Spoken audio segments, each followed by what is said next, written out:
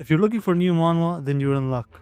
Because I found you some manhwa right out of the oven that have potential to be a full course meal. The first one has a pretty long name, so I'm just gonna call it Respawn. The protagonist of the story is named Ted. Right now, he's acting as the body double for the 7th prince of the Amalfi Empire. The reason behind this is because he wants to save his sister from being sacrificed to the divine tree. She basically has to be locked up for the rest of her life inside a shrine, and his sister is the shrine maiden, aka the sacrifice, but in a nicer sounding way. Ted, his sister, and the entire village was attacked by the Empire on the premise that they were aggressive.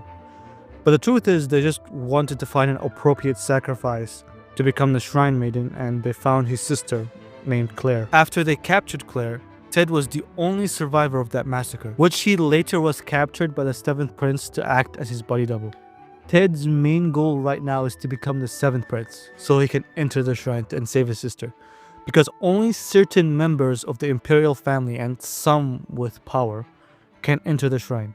Right now, the mission that was given by the 7th prince to Ted is basically to sacrifice himself by blowing himself up to kill a powerful political opponent of his. What's even crazier is that this plan turns out to be given by Ted to the 7th prince. Ted was successful in filling his role, but he also died in the process. But what no one knows is that he can respawn, as the title probably already spoils it for you. The way Ted was able to survive the massacre of the village in the first place was thanks to someone named Fee. Fee was the one who gave this mysterious power to him. So basically, as long as he has extra lives left, he can respawn in front of Fee.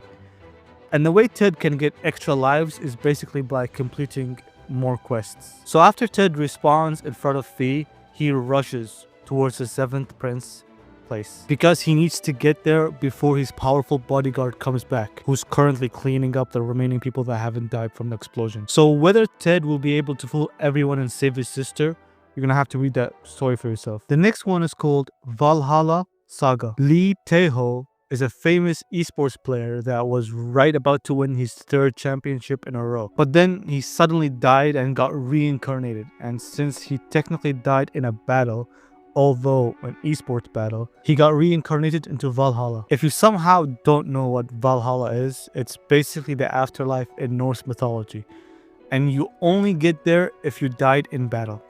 Confused about all of this, he tries to explain to the person that got him there that he isn't a great warrior, but simply an esports player. Obviously, she doesn't understand him, but before he can explain any longer, someone blows a horn because an enemy was attacking them. He obviously couldn't do anything since he has never used a sword before. But right before he gets hurt, someone saves him and explains to him that he should use his own saga. A saga is basically your accomplishment in your past life.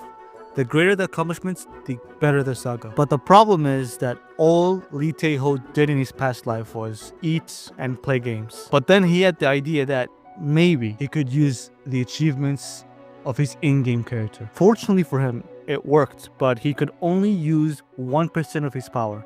But thankfully that his in-game character was so powerful that even this 1% could at least kill some enemies to survive. And if he happens to die in this world, he'll get reincarnated into the Warriors of Steel, who fight forever without food nor sleep. A warrior's dream, but not really for Lee Tae-ho. The next manhwa is called Entomologist in Sichuan Tan Clan. I probably butchered the pronunciation of that one completely. But either way, it's about a streamer who used to have 1 million subscribers. He was a biologist that made content about poisonous insects and animals. One day he was doing a stream on the most dangerous vipers in the world. But it happens that the black mamba, the most aggressive vipers in the world, went missing inside his house. And he was trying to find it. Also, by the way, he traveled all the way to Africa for this stream. Unfortunately for him, this black mamba was curled up on top of the fridge. When he put his hand on top of the fridge to open it, it bit him and he died. Then he gets reincarnated into another world which isn't entirely different from the world where he used to be from. Even some of the exact same species of insects and animals were there. So he thought that he just got reincarnated into the past. He was living as a child in an abandoned academy. But one day a bunch of people from the same clan came seeking shelter from the rain in this academy. So they politely asked the kid if they could stay at this academy.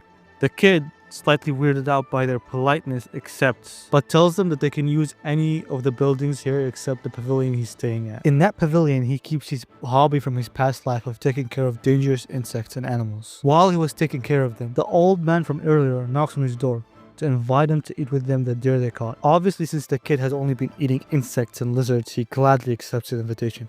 While waiting for the deer to cook, the old man starts asking the kid some questions like how old is he, or whether he was here by himself. Kind of suspicious questions if you ask me. But after that, they tell him their motive of coming here. They were looking for a centipede with a blue spot on its body, which apparently is called the blue spot centipede. And it's so big that it could swallow the kid whole. He then asks them whether they were trying to catch it to raise it, which they laugh at that. They were going to use the blue spot centipede to cure his dying granddaughter. And using his knowledge from the past life, he tells them where the centipede could possibly be. Long story short, they were able to kill the centipede, and the centipede's children thought that the kid was their parent. And since they're very poisonous, this makes them very powerful, and they could protect him from many dangers. So he decides to take care of them, partly because he feels guilty for the death of their mother, and because he loves taking care of dangerous creatures. And this story will basically follow the child exploring different poisonous creatures which don't exist in his world, or at least it looks like that's where the story is heading. The next one is called Surviving in a Romance Fantasy Novel. The main character gets reincarnated into a fantasy novel that he read only half of. He gets reincarnated as the younger brother of the heroine of the novel. The story is set in the nation that dominates the world, Cheongdu, specifically at the nation's palace. The world is basically a romance novel, but Tae-pying isn't really much for romance. He just wants to survive the story and keep it on its track. Tae-pying is stationed specifically at the palace of the White Sage. It's where the Taoists who deal with spiritual stuff stay, and they're called White Sages. And Tae-pying personally assets the Taoist elder. For him, it's a sweet deal, since he doesn't have to do much work, gets food, a place to stay, and even some money. His sister also works as a concubine attendant at the main palace. Tae-pying and his sister's clan was wiped out on suspicion of treason. They were one of the few survivors that escaped and had to live on the streets begging for money, though eventually they were caught by the palace guards. What saved them was that they were illegitimate children of the clan. Instead, they were sentenced to serve the palace for life, as a trainee warrior and an attendant. Unfortunately for Tae-pying, even though he wants to live a low-key life, he does some stuff that attracts attention of the main characters, even gaining the attention of the prince's candidates, leading him to risk his life every day for simply just existing. Because if anyone gets wind of this, Tae-pying will be executed.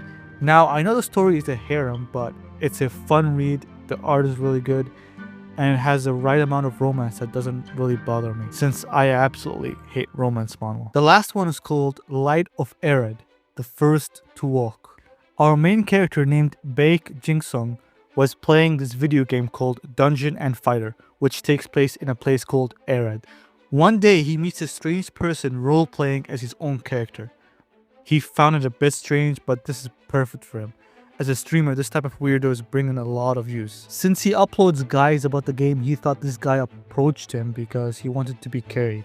He thought that he's attention starved and just wanted to be in the stream. But during this mission, he didn't want Baek Jin-sung to help at all. He just wanted him to simply watch. And when Baek Jin-sung finally felt bored and helped him, he died and left the party.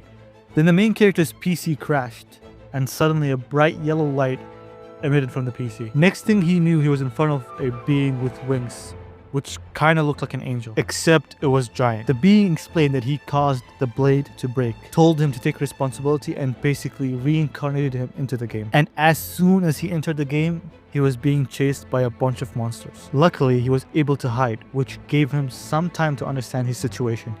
It turns out that these monsters are all from the game, and he as well was a character from the game, specifically a role called a Dark Knight. He then realized the situation he was in. He was inside a video game, specifically the game he was playing.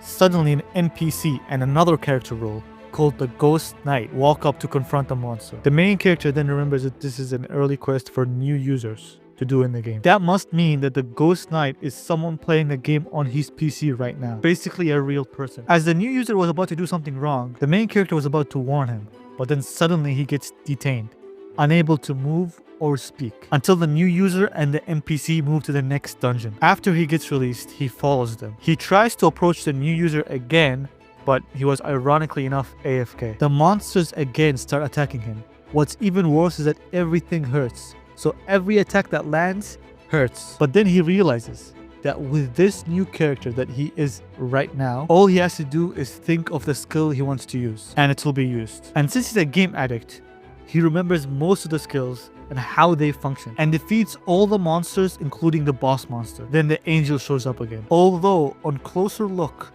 the main character discerns that this looks like the goddess of wisdom, Namir. She instills him with the past memories of all the people before him who tried to do this exact job, but died. Apparently, in Arid, corruption is spreading, and if it continues to spread, everything will be ruined. Corruption in this context basically means bugs. Bugs of the game are spreading and the storyline is getting twisted. And if this continues, it will destroy the entire game.